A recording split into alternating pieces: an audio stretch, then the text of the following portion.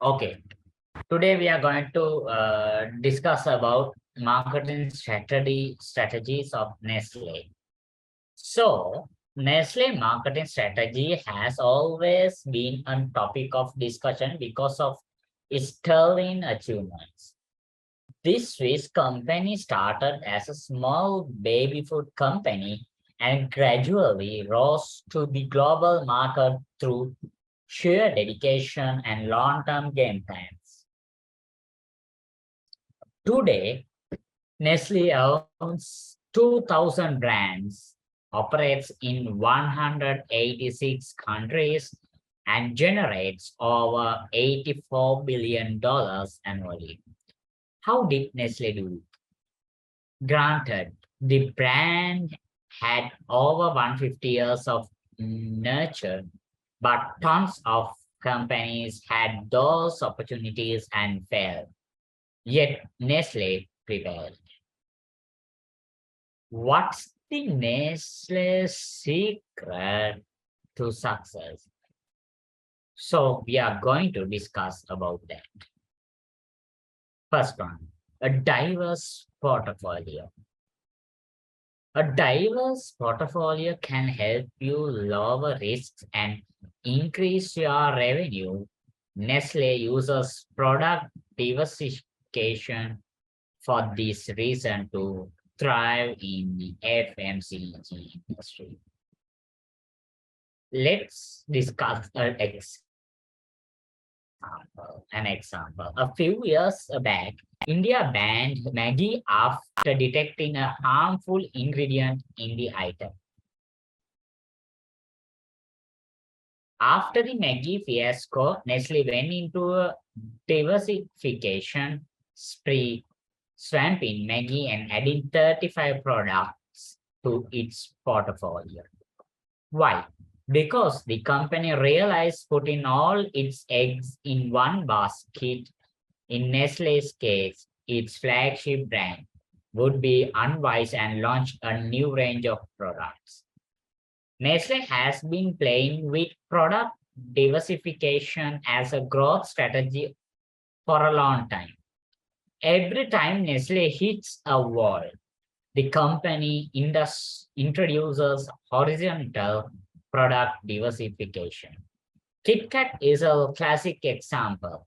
Nestle's frequent tinkering with the KitKat flavor is the reason the brand is still widely preferred. Presently, Nestle's product portfolio is spread out to 12 food and beverage categories from infant nutrition, confectionery to dairy items.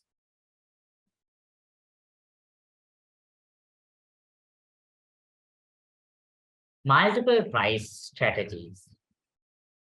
Just like its product diversity, Nestle uses multiple price strategies to capture a wider audience.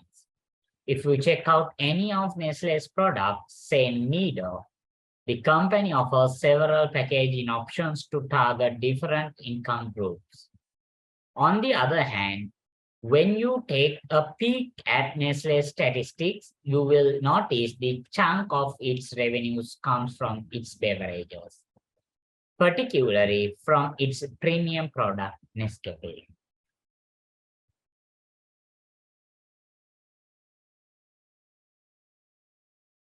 Baffling, isn't it?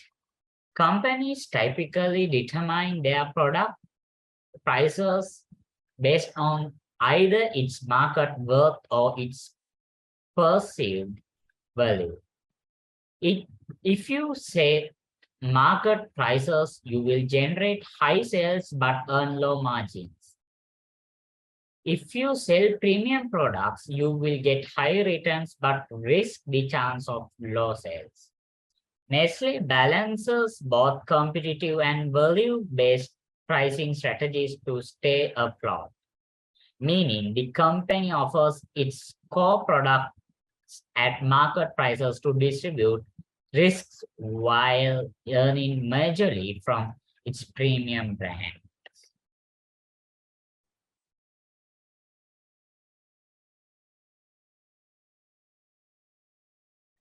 Third one, product mix strategy. A product mix essentially means the number of products your company offers. And the one benefit of having a large product line is the ability to employ a product mix strategy.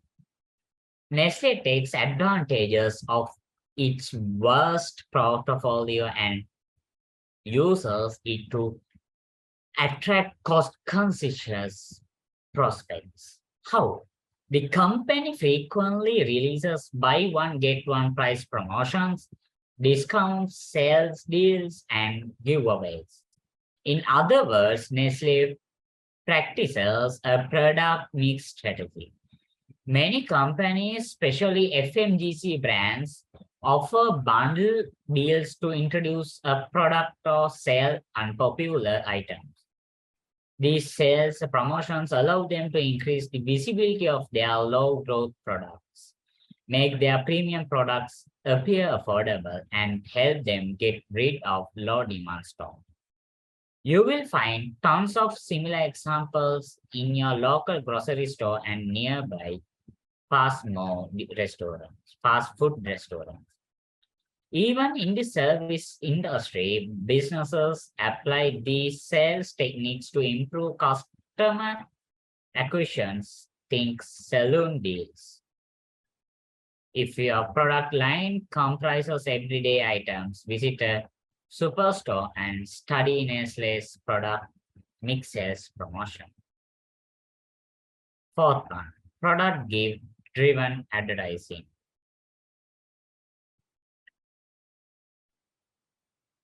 You must have heard many times customer-centric strategy generates more profits than others. Yet, Nestle's marketing strategy is largely product-based. Why? Because Nestle's product line is extensive and customer-centric approach would be impractical in this case. Large product lines demand an even larger marketing budget. Since Nestle has a diverse portfolio, the company at a time targets a wide audience through TV commercials, print ads, and events. Therefore, FMCG brands often stick to commercials to increase their visibility. For example, KitKat advertisements are not restricted to age groups. The brand presents itself as a light snack and merely uses demographic culture to personalize the ad. Product-driven marketing centers on product features and availability. Idea is to produce quality products and make it easier for your target market to find them. If you boost a diverse product line like Nestle, go for product-based marketing. Fifth one, brand equity. Brand equity is the self-worth of any company. Sometimes, in fact, most of the time, a brand's name attracts buyers more than the product itself. The recognizable this name is, the higher becomes your brand value. Nestle has incredibly strong brand equity because it primarily focuses on two areas. One, the company prioritizes its product quality and usually creates promotional ads around it. Most of the Nestle advertisements sends a subliminal message to the audience, such as nutrition, flavor save. The different perspectives settle in people's minds and they purchase the product with little fear. Second, Nestle maintains a consistent brand image in its advertising and packaging. For instance, what color do you associate with KitKat? Red, right? KitKat wrapper has always been in the red. In the mid-1990s, the company tried to change the color to blue, but it didn't work out. Nestle changed it back to the original red, and Kit Kat still enjoys and its classic color. Brand equity is a significant part of an effective marketing strategy. It helps you earn customer loyalty, gives you a competitive advantage, and creates your unique identity. Cultivate your brand to the point where people become familiar with your company. Sixth one, co-branding. Ever heard of Android KitKat? A few years back, Nestle and Google collaborated and introduced an operating system named Android KitKat. Nestle was facing a recent scandal with their pet product and wanted to capitalize on Google's image. The move created a buzz and overshadowed the crisis. Recently, Nestle struck another deal with Starbucks to kill two birds at one time. Nestle entered the new product development phase, like roasted beans, and boosted its Nespresso brand by introducing a range of Starbucks Nespresso capsules. Do you see how co-branding is helping Nestle? Co-branding is an excellent way to break into a new market and broaden your reach. This type of marketing benefits startups hoping to create brand awareness or launch a new product. So if you have reached a stagnant position, discover companies that complement your products and team up to run co-branding production plans. 7. Cultural understanding. Multinational companies face innumerable challenges because of differences in culture and language barriers. Some well-known brands have made epic blunders that still plague the companies. I mean, did you know KFC, which is now pleasantly thriving in China, started its journey into the Asian market by wrongly translating finger licking good to eat your finger off. While it sounds funny to us, it wasn't to KFC at the time. Nestle, too, has stumbled over cultural obstacles many times. But regarding product development, the company conducts in-depth research. Its Japan market penetration strategy is a good example. In the late 90s, Nestle thought of introducing instant coffee to the Japanese market, but failed miserably. When the company set out to discover the problem, it realized the Japanese like their tea and would prefer to stick to it. The company made a temporary retreat and later entered the market through coffee-flavored candies to develop a taste for Western food. This initiative helped Nestle launch Kit Kat successfully as well. So, the company made a temporary retreat and later entered the market to coffee-flavored candies to develop a statement. See how they plan, but is the how is that concepts, thoughts, right? So best marketers should like that. The moral of this story is truly research your target market customs and taste before introducing your product in the new market. 8. Sustainability. Nestle spends billions on community projects to reduce its carbon footprint. Just last year, the company announced its plan to use food grade recycled plastics. This year, Nestle has decided to invest over 700 million in Nescafe's sustainable coffee production. KitKat recently took an initiative to fight against deforestation. The result, Nestle is now widely known as sustainable brand.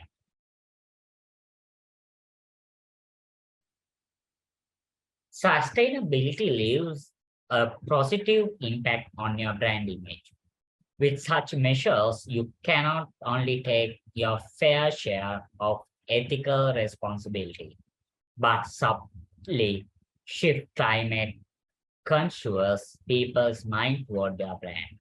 Nestle uses its flagship brands to promote sustainability. One example is its sustainable cocoa production.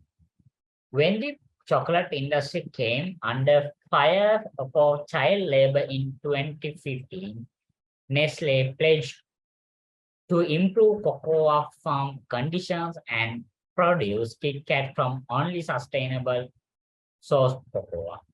Now tell me, would you ever consider KitKat sustainable if the company had not made concentrated efforts to portray the brand as such?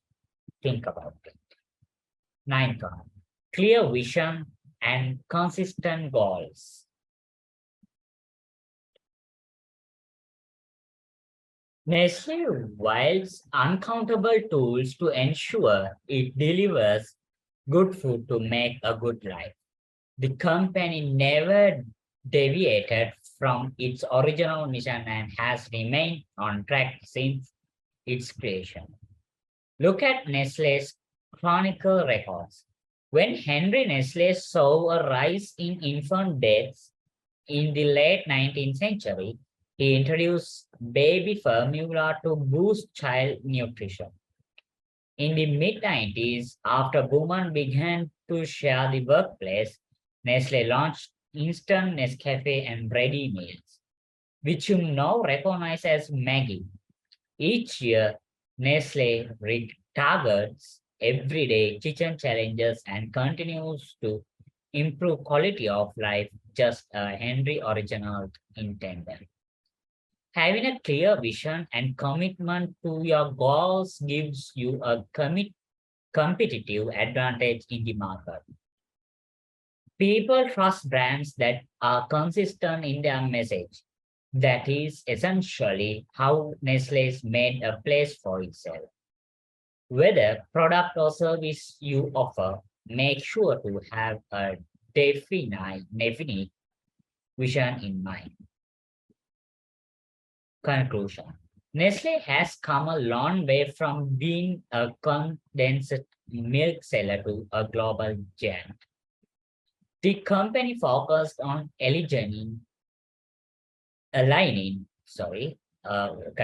company focused on aligning its marketing strategy with its vision and stayed committed to it.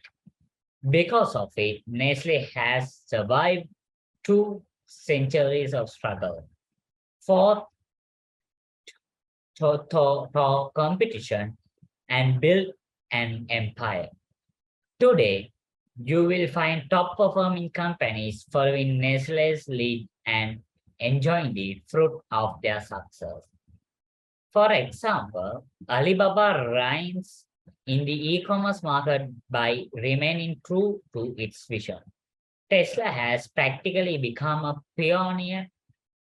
of pioneer of electric vehicles, which standing firm by its company's mission. Apple's prevails in the luxury tech night by the sheer strength of its marketing. So, we are going to end today's session. From next session, you can learn marketing strategies of Maliban biscuit manufacturers in Sri Lanka, right? So, have a nice day.